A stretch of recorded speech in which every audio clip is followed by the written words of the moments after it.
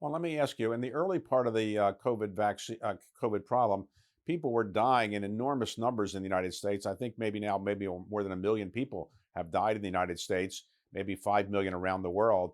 Was that in part because they weren't vaccinated, and the vaccination has made those who get it, like me, not as weak as we would have been without the vaccination?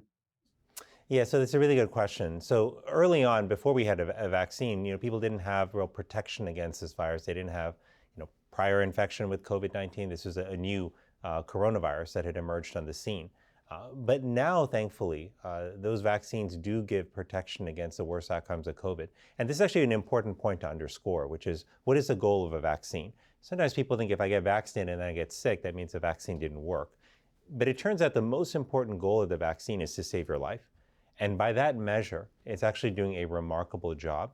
To keep the protection that people have, though, it's important for them to stay updated with their vaccines. And we've seen that over time that the COVID vaccine, like many other vaccines, that its effectiveness can wane over time, which is why just like you get a tetanus booster or you get an annual flu shot, it's important to be up to date with your COVID vaccines as well. So the bottom line is these are life-saving tools that we now have, the vaccines and the treatments. And by, depending on what calculation you look at, we have saved hundreds of thousands of lives in the United States alone because of the vaccination being available and the vaccination campaign that was mounted to get people protected.